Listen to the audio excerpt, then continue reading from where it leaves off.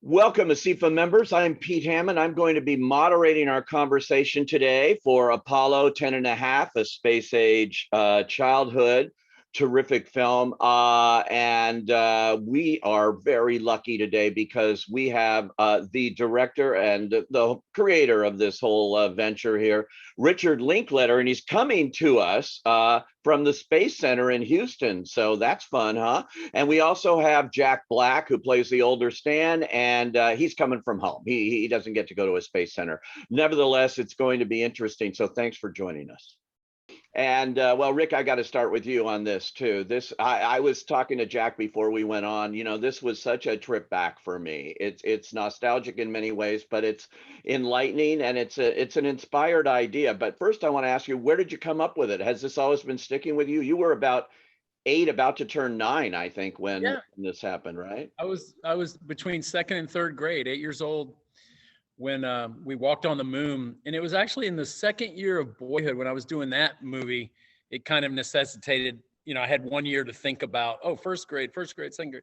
When I got to second grade, right off the bat, I was like, oh, wait, I was living near NASA at that time. That was interesting. What a unique time and place to have been a kid. So I started thinking of it as a movie like that. And, that was so exciting. But I thought, well, the world, they haven't gotten much better, in all the years since. There hasn't been in 50 years, there hasn't been a human out of Earth orbit. So I think, well, that was the biggest deal ever. And it still kind of is. So maybe that's worth a movie. And then I thought of this childhood fantasy I had probably in first grade. Before you know how the world works, you have these kind of kid notions. So I said, can we blend like a fantastical kid fantasy into kind of an exacting recreation? And so that became the challenge. It's like, so I got to think about that that was 2004. So here we are now. A lot of years of thinking what it could be and how to do it, Yeah. Well, everybody who knows your work knows you spend a lot of years with an idea and carrying it through, Just trying to which figure is out how great. So great. You're coming from the Space Center in Houston today, right? Yeah, I'm at NASA right now. We're having a screening tonight, and that's a real astronaut suit. Wow. I mean, we're up in a room, so it's pretty cool. Wow. And how did you convince your old friend Jack here to get involved in this one, another venture with you? Well, I'm always looking to work with Jack any chance I could get. But yeah, exactly.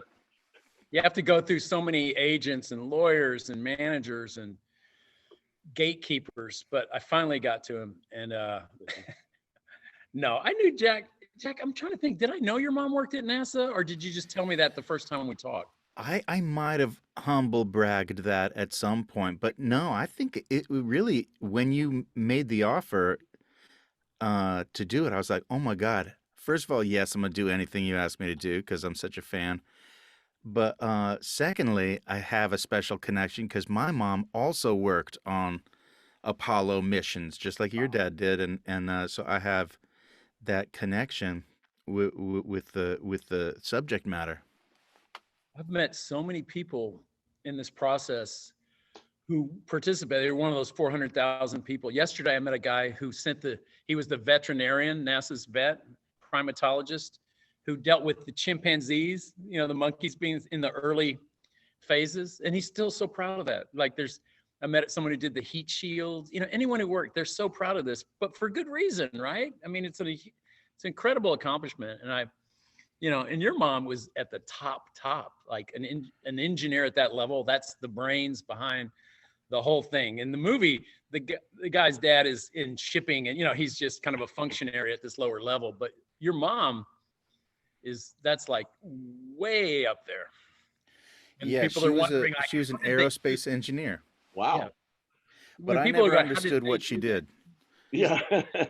I asked her to explain it to me several times, and it always was just Greek to me. She was just talking about, abort guidance systems and things of that nature. And when she would start to talk about it, it just started to sound like, because it doesn't go in. My brain is not built the way hers was. She's much smarter than me. Wow.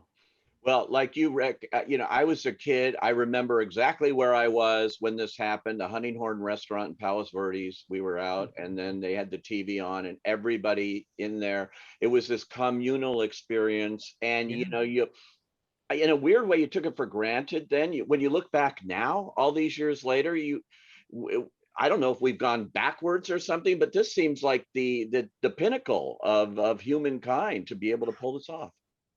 Yeah, I mean, technically, that's right. We didn't know it would be the apex of all time. And I think in the big broad view, what we experienced was a lull, kind of a suspended animation, sort of. I mean, not that they haven't done so much since, but as far as exploration of, other bodies in our solar system, that's heating up again now. So I think there is a continuum. We'll just have experienced a pause that we couldn't have expected back then, or we weren't really led to think. There had been so much progress in such a short amount of time that, like in the movie, they say, "Oh, we'll be on Mars," or have your honeymoon on the moon, and those days are still coming. It's just never quite on our timeline, is it? So. Yeah, it's interesting. Cinematically, the year before, Kubrick's 2001: A Space Odyssey, and then this the next year. Does it get better? I don't think so. Yeah, and to be honest, as a future filmmaker, I think the bigger impact on me personally was sitting there watching 70 millimeter 2001 as a 7-year-old. That was like all encompassing thing. And by the time we were actually walking on the moon, like in the movie, I think I was falling asleep. You're in your own living room. It's black and white. It's late. I'm tired. So 2001 still is the more impactful thing, but the space walk, I mean, that was just incredible, walking on the moon. It was, but I was tired though. I was a little kid. I'd been to Astroworld that day.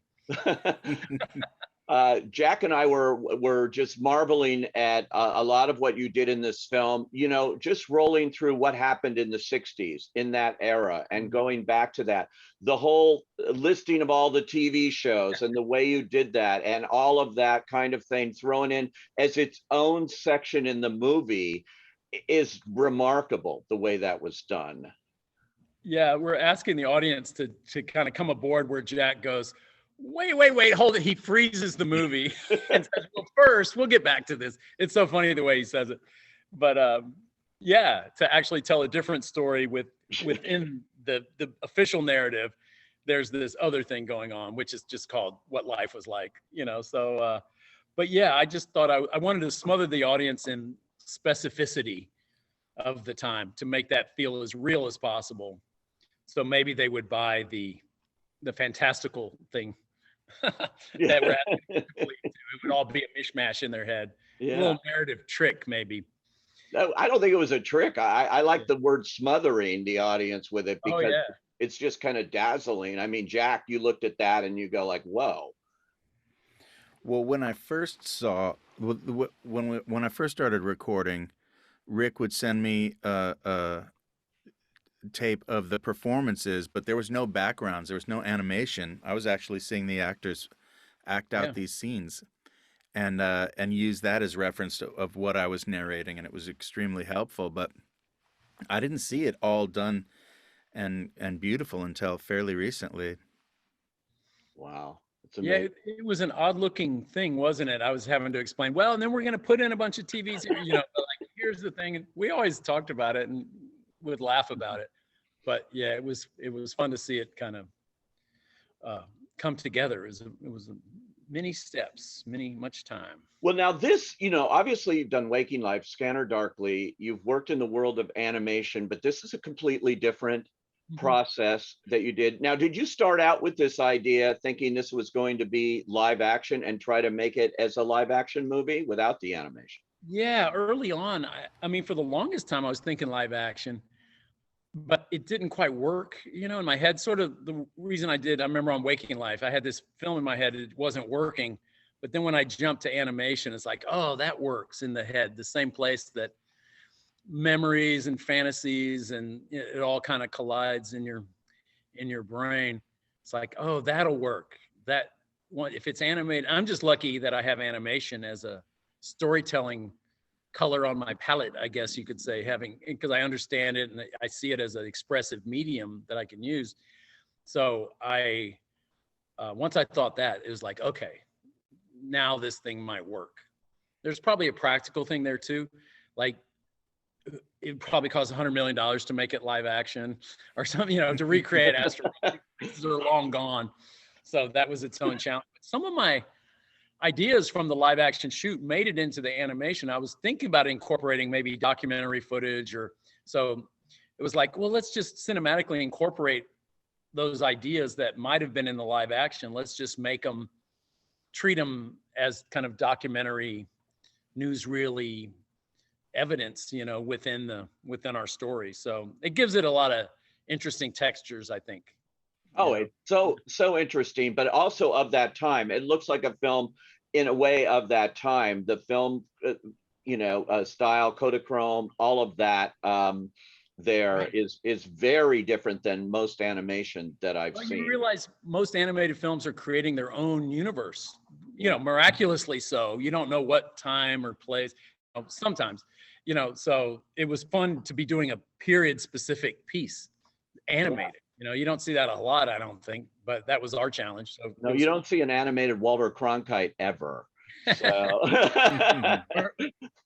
or how about an animated Sound of Music of 2000? It was fun to reimagine these exacting images that we'd all grown up with or had our whole life. So just kind of reinterpret them a little bit, and bring that existing imagery into this fantasy world we're creating. It was really cool. It was really magical.